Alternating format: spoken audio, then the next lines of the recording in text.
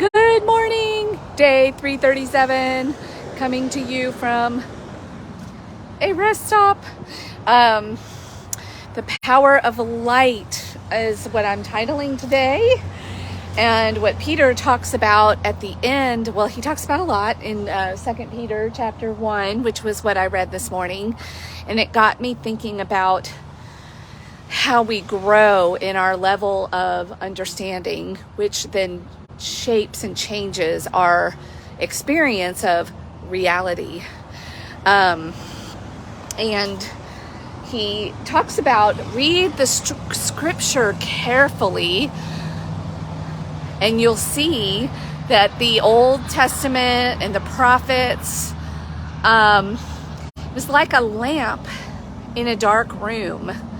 You know, it gave light. You could start to see things, but then Jesus came, or Christ in the New Testament, and it's like the dawn of the morning sun that gets in the light that gets written in your heart. It's like, whoa. And now I'm kind of paraphrasing. I'll have the scripture in my writing. But wow, he came to show us a whole new way. It turned on the light. And the thing about light is we can be blinded by the light. We can even be blinded then once we have our eyes are adjusted and used to the brightness, it's hard to go back into darkness without also being blind and having to adjust. Like, we often need that gradual, the dawn, and even the sunset, dusk. You know, we need that period of like, you know, a dimmer coming on and even the dimmer going down. And our knowledge and our process of understanding is very similar.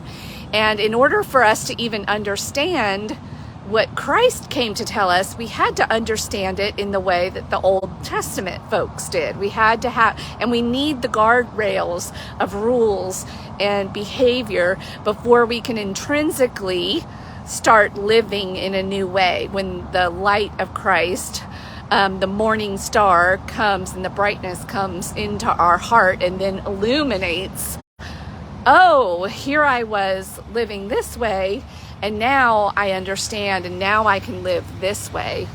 And the light is on.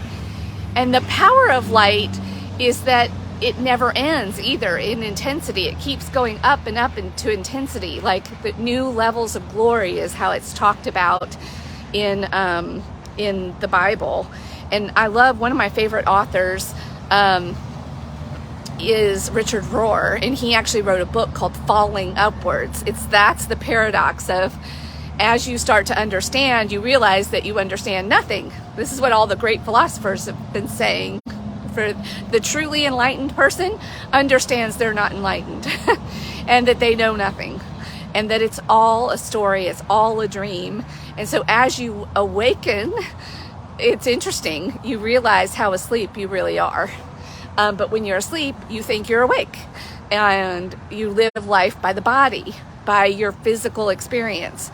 But then when you start to realize you're really a spiritual being, and you start feeding and nourishing your spirit, it's a whole new experience of life. And the more that you realize and live from that place, the less you are in the world and of the world. You can be in the world, but not of the world. And even these words start to make sense. So if they're not making sense to you, you're probably in the world. You're still kind of asleep to the real reality. And you're kind of living still in the dark room with maybe a lamp on. So reading the scripture carefully, which is actually what I've done this year with my Rise and Shine adventure. And boy, has it been an adventure. I was in the dark with a little lamp on, doing my little stuff and being spoon-fed by others, and sort of thinking that I was reading and knowing and understanding. And and realizing you don't understand anything, girl. I call it my humble crumble. You know, the light, I had that lamp on as I was reading through the Old Testament and got done with that. Then I get into the New Testament, and then it was like a Humpty Dumpty experience. I fell off my high wall and had to be put back together again. And I think I'm still in that process of being a new creation and what that means, and understanding too that I'm always going to be in that. I'm always going to be falling apart, reconstructing. This is life now for me as a spiritual being. There's no point of arrival. It's a falling upward, which I just love that. And the other story that came to mind, an allegory that came to mind, is Plato's cave analogy. If you've never read that, I'm going to just leave that there. I'm not going to take the time to explain it. I want you to go look it up. And if you've never, or if you've heard of it, but it's been a long time since you've visited it, go revisit it. And this is actually kind of what Peter is talking about.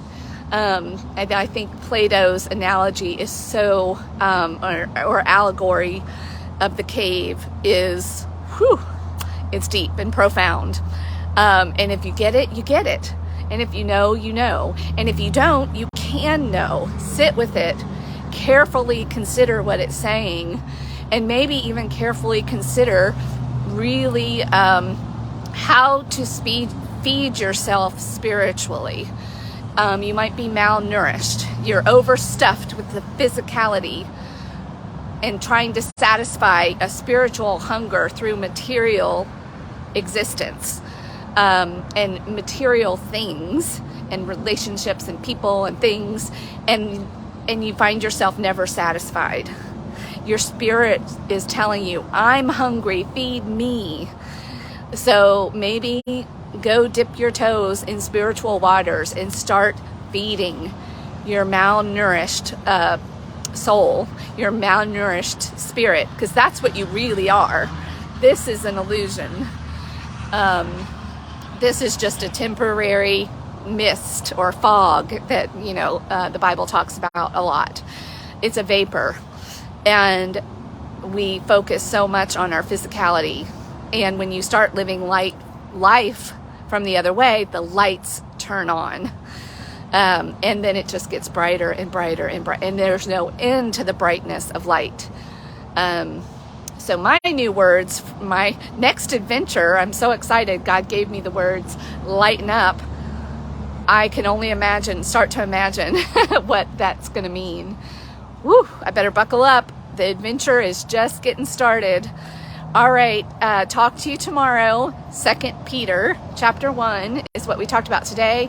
Tomorrow will be 2 and 3. All right, bye.